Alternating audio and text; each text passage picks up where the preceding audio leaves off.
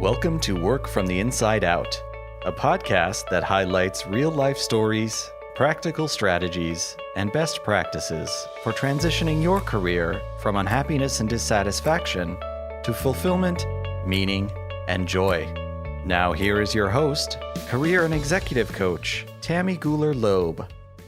Hey everybody, I am so delighted to introduce you to my guest today, Kathleen Metcalf. Kathleen is the president of Atlas Real Estate Coaching and Training, a company specializing in professional development and systems for real estate administrators and team leaders. She has served as the bridge between real estate agents and their assistants for over 12 years.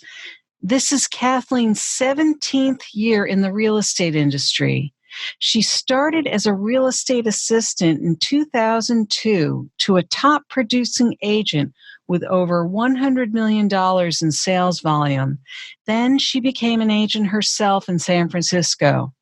Kathleen had a real estate assistant hiring and coaching business for 6 years prior to joining Atlas. Kathleen leads real estate administrators step by step through creating essential systems and core habits in their office. Atlas has a signature video training program, REA 101, the Essential Guide for Real Estate Admins, Admin Group Coaching, and the Alliance by Atlas Workshop for real estate admins and agents to bring the gap between sales and admins. Her education and experience includes a bachelor's degree in business administration from the University of South Florida in Tampa. She has worked in the retail industry in Miami, San Francisco, and New York City as a recruiting and training manager for large department stores and a specialty store. She also owned a hiring and consulting business in Silicon Valley. While Kathleen was born in Moncton, New Brunswick, Canada, with American parents, she now resides and works with clients all over North America from a small town in Vermont.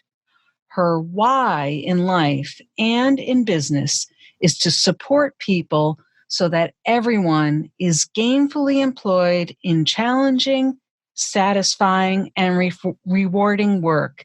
Please join me in welcoming Kathleen Metcalf. Hey, Kathleen. Hi, Tammy. Thank you so much for having me. Oh, it's a pleasure. Kathleen and I have known each other for several years now, and I've known Kathleen through a few iterations of her business as she's grown it. And Kathleen, take us back maybe to a little bit to your earlier roots. I know that we've talked a little bit about even, your early years, even as a child, and your role models for the world of work and things like that. And because a lot of us learned about work from our parents, and I know we talked about that. So tell us a little bit about your early years and how that led you to where you've been in the last few years. I would be happy to. And you have been a coach for me that has helped me become an entrepreneur because I didn't start out that way. I grew up in the era of Mary Tyler Moore and That Girl. And those were the first working women. In fact, I was talking with a girlfriend about that recently, that Mary Richards, right, the Mary Tyler Moore show, she was the first single woman who was self-supporting and gainfully employed that I had ever seen. That really set a big stage for me in my own expectations that I wanted to do that. Yeah. I wanted to be in the big city. I grew up in a very nice suburb in New Jersey outside Philadelphia. So I'm an only child. I really wanted for nothing. We were middle class people. So that was, a really great way to grow up. And my father was a salesman. He was a volunteer fireman. He worked for a caterer. So he did entrepreneurial, but he also did corporate, jobs. Yeah. And my mother didn't work until I was, I think, in middle school. And then she was a bank teller, but she did work, and she and my father had worked before I was born. They were running a grocery store in Canada for a friend, which is how I got to be born there. But I really wanted to help people early on. When I was a girl, I started a cleanup club in the neighborhood, and we would go around and pick up trash. And I started a library one summer with my parents' Reader's Digest books. My father had one of those little stamps. And my father came home and saw all these little children leaving with their books, and he was very curious, like, what are you doing? I said, he tells me the story. I said very proudly, I opened a library. And he said he was so proud of me that he couldn't really be angry. So he was like, yeah, well, whatever. Even though you were giving away all their books, huh? So I definitely had support for my ideas. And then in high school, I wanted to either be a therapist or a teacher. So when I got to college, and then I started to major in education, and I took one class, and the mentality of control was completely outrageous for me. Like, there's no way. Just the way they were teaching us to be regimented and to do things in certain ways, and I couldn't do it. I went running across campus to the School of Business and said, I have made a grave error in judgment. Please take me. Please take me. So then I finished my education in business, but I got into the retail industry by accident, so to speak. When I was 16, my father got laid off, and my mother said, if you want spending money, you have to go get a job.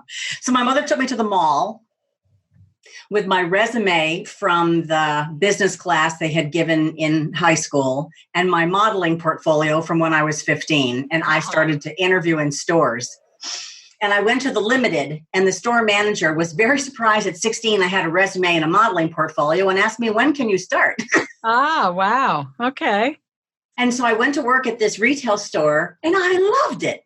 I absolutely loved it. I loved putting outfits together. I loved helping people. I loved cleaning up the store. I loved the sales meetings on Saturdays where we also got donuts, but I just loved the whole thing.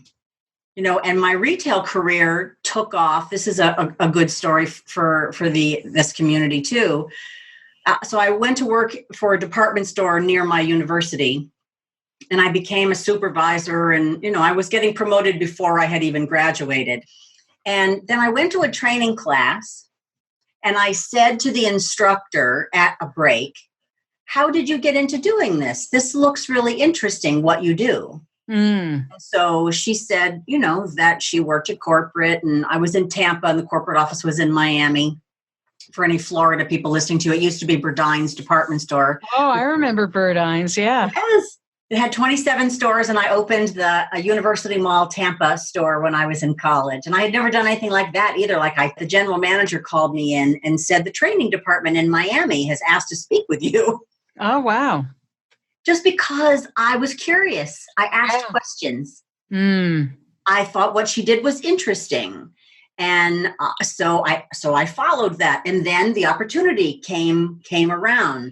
And so I ended up moving from Tampa to Fort Lauderdale, and I had a territory from West Palm Beach to 163rd Street in Miami. And I trained new sales associates how to give great customer service and how to work the, register. And I loved it.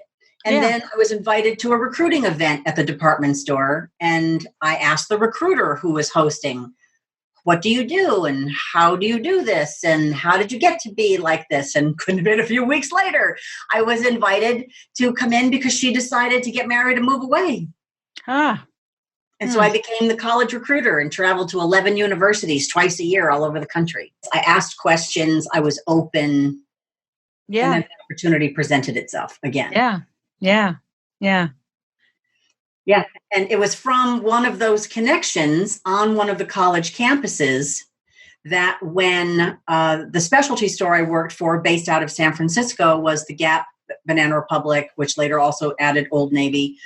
And so one of their recruiters was a graduate of Indiana University, where the chairman of Burdines, Howard Sokol, had graduated. So we used to go there.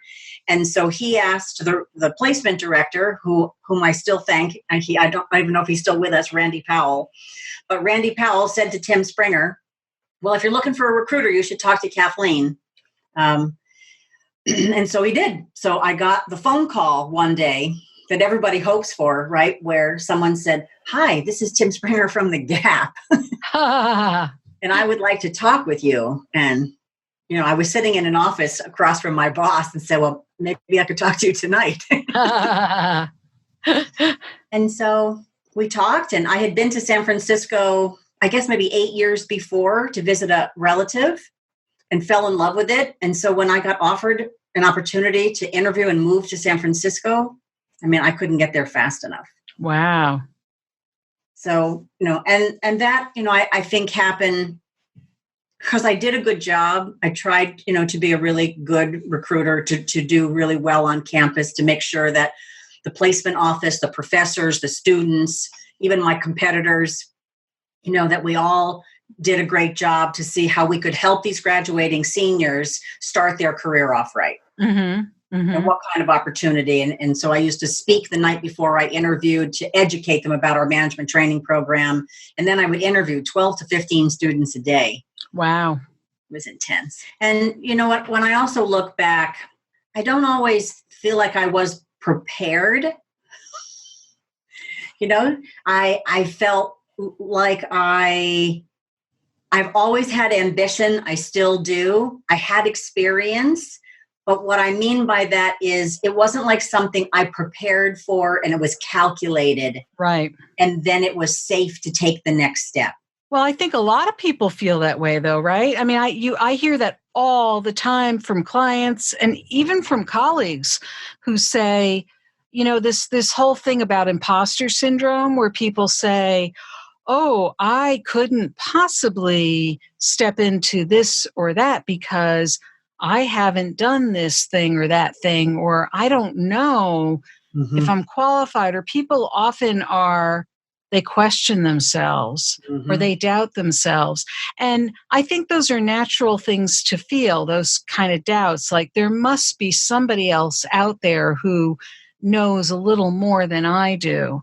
And I'm sure there are people out there who do, but the fact is you're the person who's right there in the moment, the right place, the right time kind of scenario. And somebody else sees something in you and the opportunity is right there. And chances are you have a lot more to offer than you really even think you do. Yes. And more often than not, we're not the imposters we think we are. Thank goodness. And clearly you had enough confidence over those years to step into these things and give it your all. Yes, and I'm grateful for that, and I'm grateful for the fact that I was willing to take risk and to accept someone else's belief in me as much as my own, ambition and confidence of wanting to do something more, do something new, take on a new location, whatever that was. So it's definitely a two-way street. Yeah. Yeah. And so you were in San Francisco for quite a while, is that right? I was. I moved there in 1988. I was only in the position as the manager of recruiting for the stores for a short time, 9 months, I think it was, until we figured out this job is huge. This is really 3 jobs. And so we broke it into territories. I see. And then I volunteered to go to New York because it was the farthest from headquarters. And with 9 months on the position, I was the most senior of the other 2 people that were going to be promoted into the roles from inside the company. And so I moved to New York for 2 years. I took a 2-year commitment, and the company kept their word to the T. Mm-hmm. And so then I came back to San Francisco, headed up the training department for the Banana Republic division. At the time, they were going from safari to fashion. I see. depending on the age of your listener, they may not remember when Banana Republic stores were like army surplus and had Jeeps coming through the wall, the mall, and they had rivers running through them, and they had jungle sounds, and they were very popular for a long time. And I can't remember the name of the people who founded it, but they also now make Republic of Tea. Yeah. That's right. Those same people founded the Banana Republic stores. Oh, interesting. Huh. But anyway, so the Gap had purchased it. It was moving from safari to fashion. It was a very tenuous time. So there was an enormous amount of change. And I was heading up their customer service training for the most part. Mm-hmm. But that was also a point in time in my life that became very tenable for myself and my family, because I was actually terminated from that role in the company at that time. So now we're in 1994, 1988 to 1994, because of my drinking. So 7 years later, I decided that my drinking was really a problem for me, but the company had been able to see that. Yeah. Before I was ready to see that. Yeah. And even when that happened, I have to say the company was so good to me to make sure that I had the care I needed to get back on my feet and set up support systems for me. And I had, COBRA coverage insurance. I mean, it really, as I look back on it, I didn't know much about that kind of thing then, but they did a fantastic job. Wow. And in fact, the career counselor that I got to see at that time, I am still connected to. Wow. This year marks 25 years since that happened. Wow. Yes. And in fact, I'm connected to my old boss on LinkedIn. And when I became the president of Atlas in January, an announcement went out, right? So on LinkedIn, and he sent me a congratulations message. And I sent him a message back that said, "Thank you very much. It has been a long and sometimes very difficult road. And it was 25 years ago this year that you had to have a very difficult conversation with me. Yeah. And I just want you to know you did a great job." And I have, put my life back together, and I'm 17 and a half years sober, at the time of this recording. And I have been able to, to make a difference with my life. But I really want to thank you for the part you played in that. Yeah. He just went back, wow. That's all he said was wow. But I know him well enough to know that he's just blown away, like he doesn't even know what to say to that. Yeah. But I was grateful. But between 1994 and 2001, I actually ran a consulting business of my own, and served clients to the best of my ability in the Silicon Valley, San Francisco Bay Area, to hire and train human resource people primarily. Oh, Going into startups, because this is the invention and the boom of the internet. Some of your listeners don't remember the fact that wasn't born all that long ago, but no, I think many of us realize that, but yeah. Right. It was, I guess was 25 years is a long time ago now, but so the programmers, right, who were starting all kinds of companies, they knew how to hire each other, but then they didn't know how to run the company from a human resources perspective. And even though Monster Board had been born at that time, the HR people didn't look for each other there. The HR people still used the network of who knows who. And so we were really able to help put some pieces in place so that those companies could become, the companies they are today. And I remember, I imagine a number of them are not in existence anymore. That was a long time ago. But it was a really fun time to be in Silicon Valley, that's for sure. Yeah. Yeah. But it was in right after September 11th, 2001, because in the last few years of my consulting business, I had gone to work at Starbucks. Oh. Around the corner from the apartment I was sharing with my boyfriend at the time. And I was a supervisor, so this is good in terms of work, work history. When I walked in to Starbucks with my resume, right? So now I'm 39, 40 years old, and the store manager, Tony, sits me down in the table in the corner by the window, and he reads my resume and he leans forward and he says to me, "So why do you want to work here?" Yeah. Right. I'd been this big corporate executive. Right. And he's perplexed. Right. And so I let him know that I had a business, but that I was trying to find a way to move forward from that. And I lived around the corner, and I was really looking to come in and work well and do a great job and then go home. Mm-hmm. And he said, "Okay, let's do it." And so he actually made me a barista supervisor. And I must say, they were also a really great place to work. Yeah. And then September 11th happened, and it was by the end of the year. And I did end the business relationship I was in and get out of the business, I think in July. And I realized, wow, I can't blame anything or anyone for the fact that my life isn't working. I have to stop drinking. So you really made that decision yourself. I did. And I made that decision in a therapy session. Uh-huh. I went back to see the therapist that I had gone to see when I lost my job. Mm-hmm. And she said to me, "People who don't have a drinking problem don't need to control their drinking." And I had been going to 12-step recovery meetings by that time. And so I had enough evidence to convince myself. Yeah. And a family history to look back on, to be able to say, okay, sort of the jig's up. I see. What am I waiting for?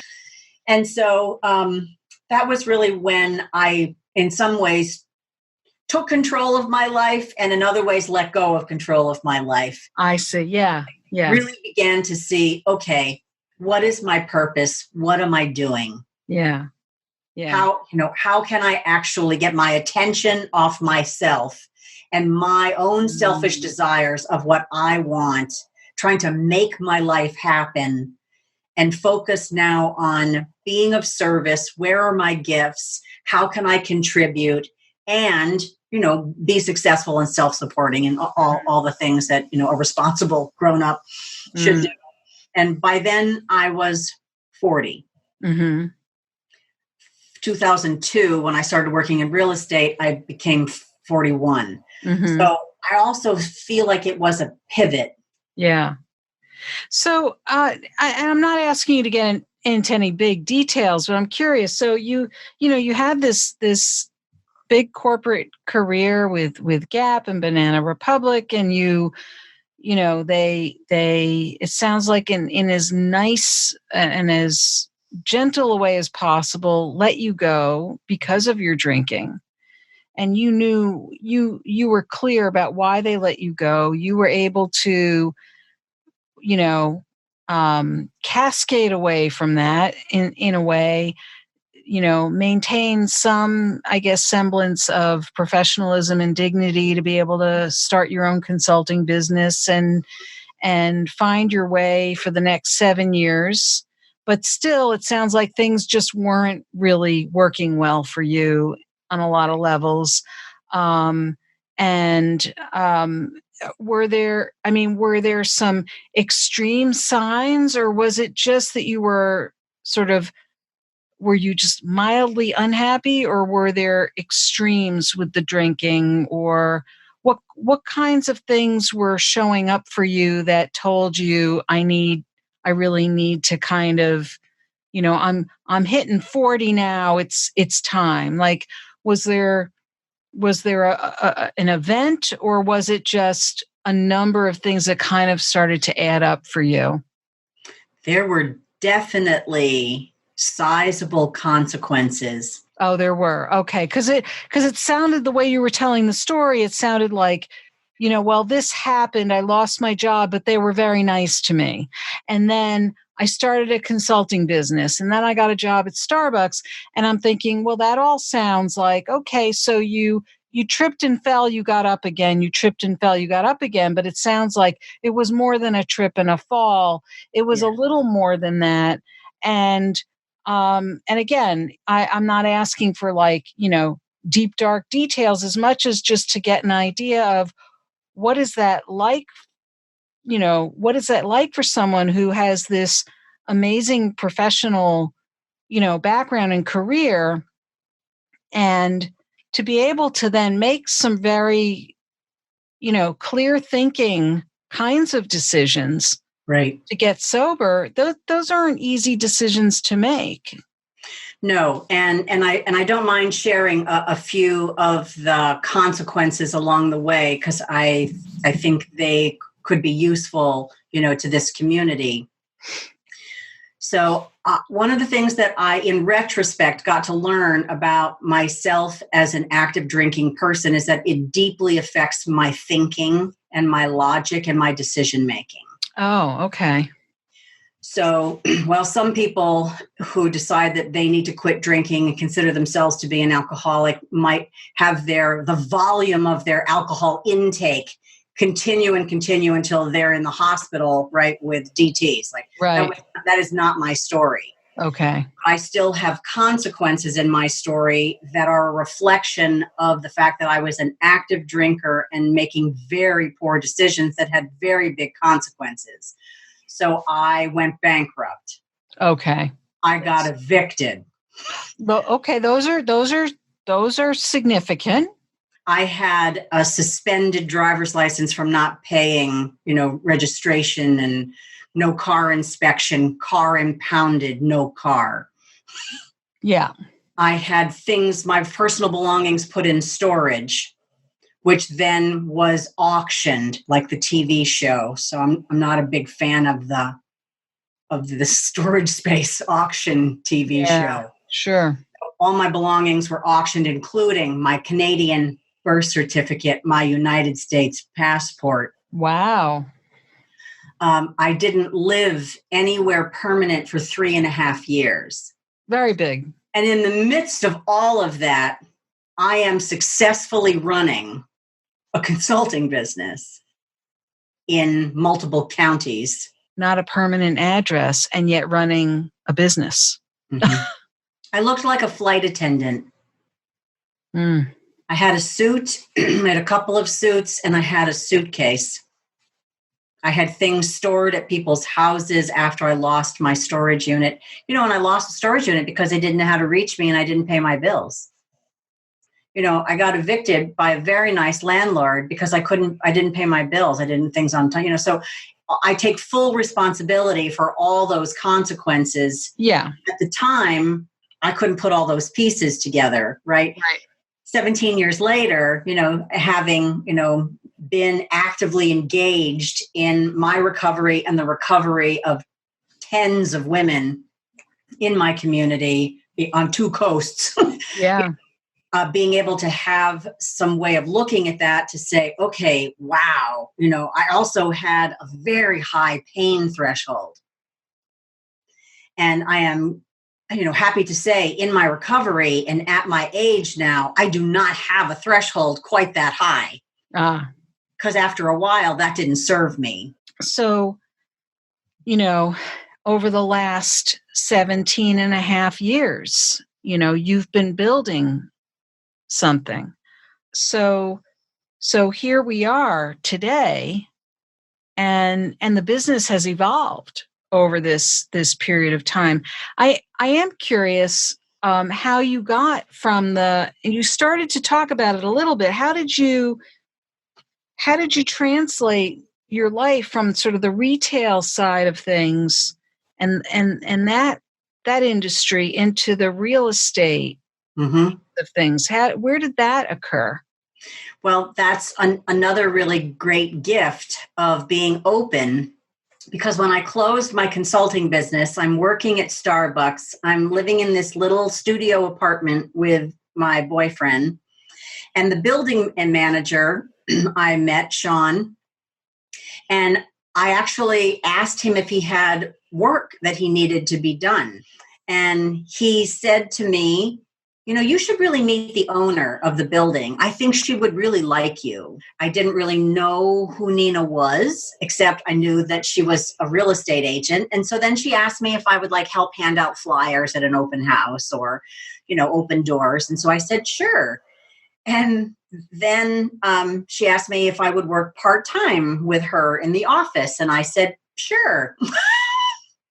And then I started to figure out, oh my gosh, she's one of the top 10 real estate agents in all of San Francisco. And I did my best to be of great service to her, but it was really jumping in the deep end of the pool into luxury real estate and into what, for me at the time was high volume. I got swept up, and then I also needed to tell her parts of my recovery story because it began to impact her and what she wanted to do for me. So she asked me if I would work for her full time, or just a few months into working part time. And so I agreed and was grateful. And then Nina said to me, you should get licensed because then you could do more activities, being compliance with the real estate regulations. So then I got licensed, and she paid for that and helped me. And it was forced for me to be a salesperson. Mm. It's not forced for me to be of support to other people. Yeah. And I was, and the real estate sort of combination between my retail career, particularly my recruiting career, and being in real estate was absolutely a parallel universe, which I got to see pretty instantly. Mm. As a recruiter, I was the middleman between people and jobs. Mm-hmm. And in real estate, I was the middleman between people and property. But being a salesperson and drumming up my own business in real estate, I quickly learned was not something that I enjoyed. Mm.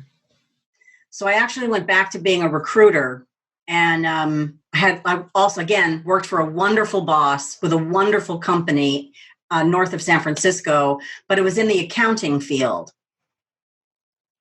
They were not my people. And I didn't like it. So at this point now, I'm 5 years sober. And I had been going from San Francisco to Vermont once or twice a year to visit my mother and my stepfather. Ah, okay. There's the Vermont connection. Okay. So I had been coming back and forth, and I had also started dating. And a man had broken up with me and really broken my heart. Mm. Out of that heartbreak also came the realization, I think I actually want to get married again. Mm. So now I was unhappy in my work and heartbroken in a very expensive city. Ooh. In San Francisco. And my family, I had been away from them 25 years with my career. And so I called my stepfather and asked if he would help me come to Vermont for 2 months to see if I could really have a career there, make a life there. Mm-hmm. Well, I knew in 3 weeks that I wanted to stay. Yeah. So I went back and sold and gave away all my things and shipped 13 boxes and came here. And so I really made that decision from my heart, from what felt right, yes, it was, it wasn't the smartest career move from the outside, but It was definitely the right move from the inside. Right. And it took 4 months to find a job, which it had never taken me 4 months to find a job my whole life. Yeah. The perfect job lined up because I met a real estate coach who worked from her home office in my little town of 9,000 people in Vermont, who coaches, all kinds of top producing real estate agents all over North America for a great big real estate coaching company. And she appreciated all my background. She loved the fact that I had been an agent, I had been an assistant, I had been a recruiter, I had been a trainer. I have an administrative background. And so I worked side by side with her for 6 years. Wow. And it was out of listening to her coach all these real estate agents and have her say over and over again, so when are you going to hire your next assistant, and how are you going to get them trained and get your prospecting done? Mm-hmm. That I'm sitting across the room, in my little cubby working on her calendar or working on a script for a client, whatever project she had me on, thinking to myself, there's just got to be a way I can help these people.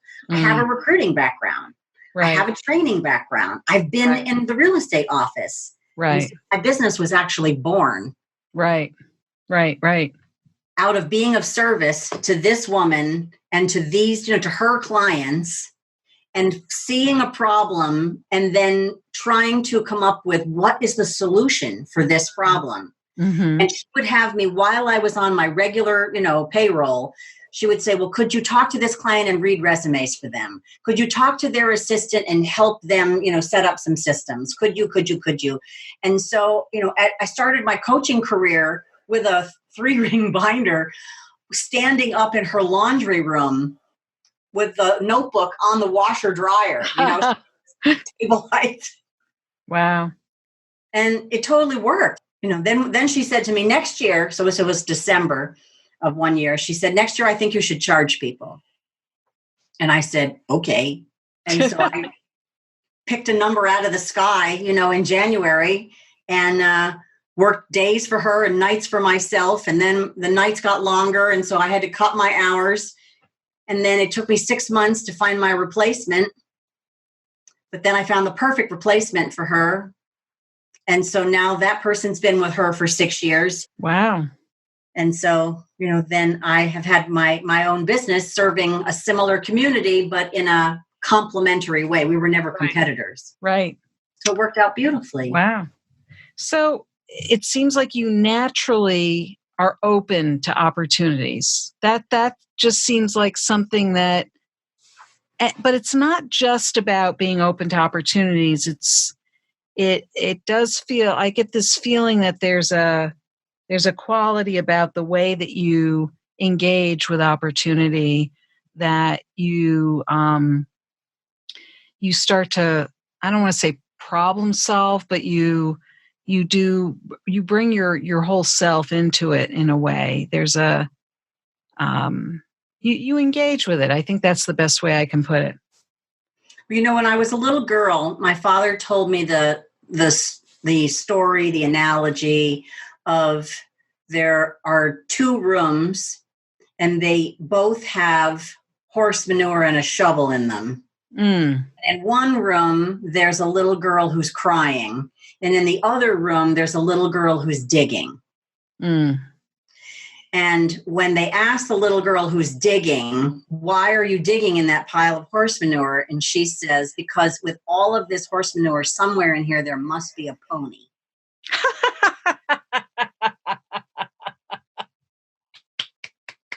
And that's the optimist. And that's you. And the pessimist is crying. And I have, I think, unconsciously in the beginning chosen to be the little girl digging in the horse manure. And then it must have become a habit at some point. But there is this fire that burns in my belly, in my heart, that I have never been able to really explain or extinguish. Yeah. It does sometimes go quiet. Yeah. But it's still there. Yeah. And in fact, when my mother was sick with cancer for 3 years before she passed away in 2011. And when my mother passed away, my mentors suggested that I, not do all the volunteer work. And I was on the board of, this, and I pull back and cocoon.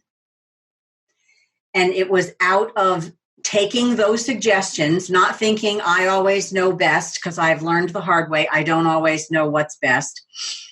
And is that I had a book idea and a business idea born out of that work. So out of that grief, once again, opportunity presented itself.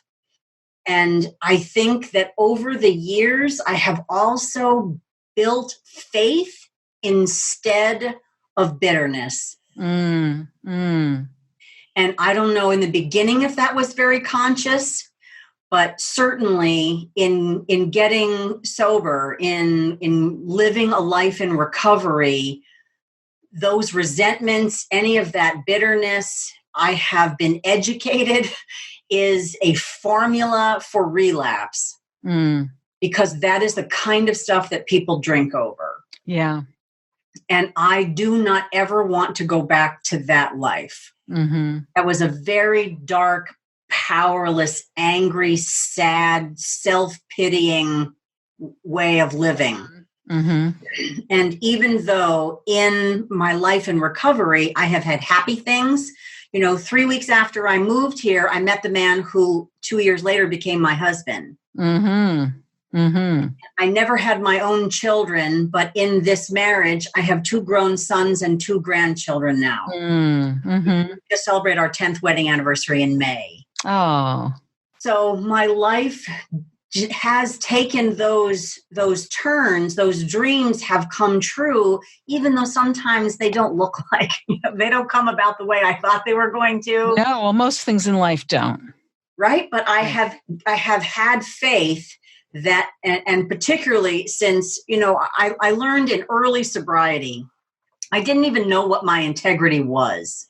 I didn't know. I was so trying to survive, people please, get ahead, avoid things.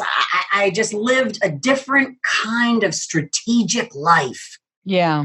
And after my life crashed and I was the phoenix rising out of the ashes, I got to put in place, what are my values? What is important to me?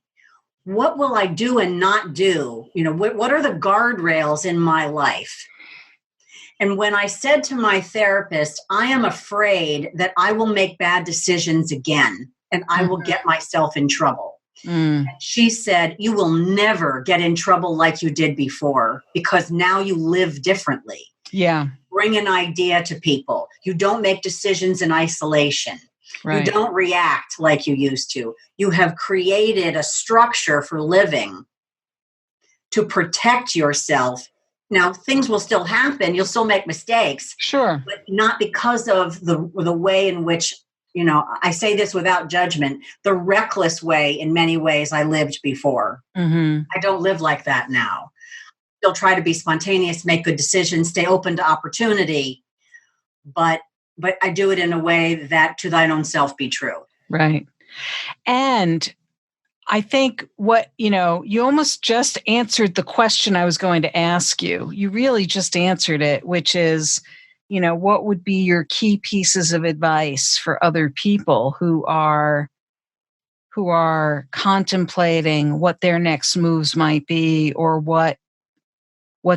how they might be handling those pivot points. And I think you just captured it, about being true to yourself. But then sometimes people get stuck. They don't know how to be true to themselves. But I like what you were just saying about those, noticing what are those guideposts? What are those points where you can tell this isn't me, or this doesn't feel right?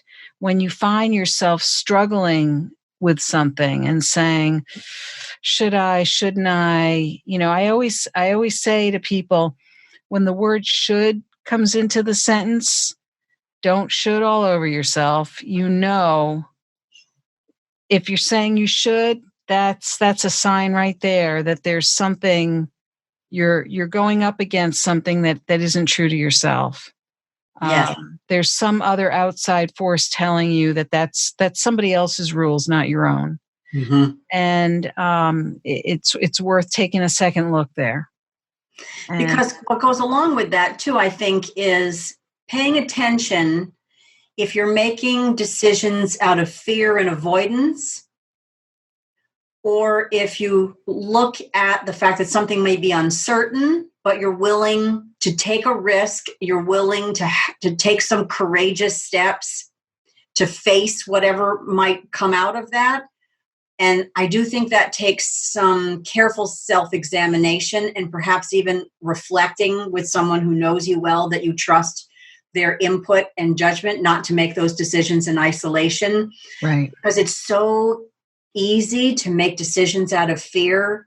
It is the trickster. And so to be really clear that it's okay to do scary things, as long as you are willing to take the risk and accept the consequences, and you feel it is authentic, for what you're trying to do next, what you're trying to accomplish, who you're trying to be. And you don't always know what the consequences are going to be. So, too often I think that the fear is all about the consequences that people assume are going to occur, when in fact you don't know that. And so you write the book before the story has already occurred, and you create a scenario when in fact you really have no idea what's going to happen, and you really need to allow it to unfold to give yourself the chance to have something good happen. Yes. So, well, on those really wonderful notes, I want to thank you for this, and thank you for opening up your life and your world to us. You're welcome. And if people want to learn more about you and your work, what are the best ways for them to do that?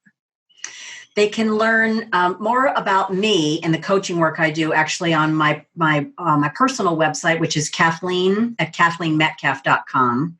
Okay. And I'm on LinkedIn, and I'm on Facebook and Instagram. Great. Well, we will include all of that in the show notes.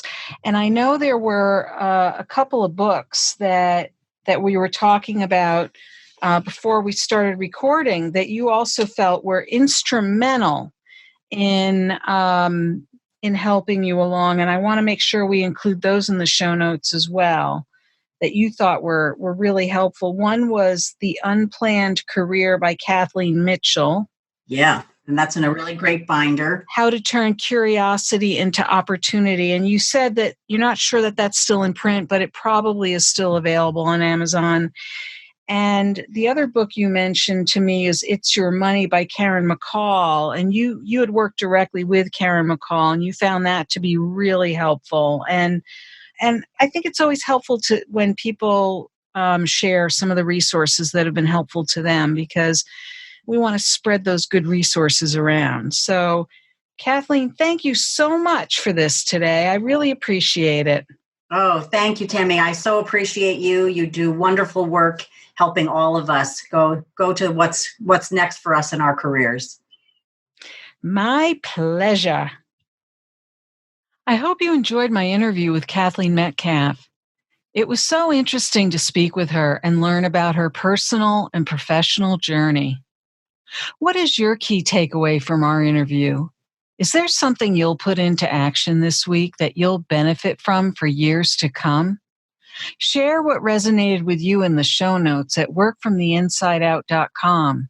Look for episode 052. That's also where you'll find all the links and resources from today's podcast. If you were inspired by this episode with Kathleen, please share it with your friends and colleagues. And don't forget to subscribe so you don't miss next week's show. Remember, subscribing is always free. Are you enjoying the podcast? I'd love to read your review on Apple Podcasts. It's easy to find my page at tammygulerloeb.com/Apple. Thanks for listening.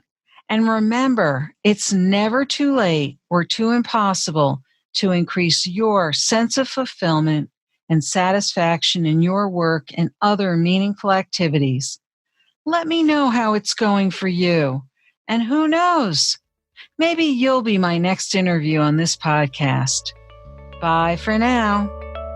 Thank you for listening to the Work from the Inside Out podcast.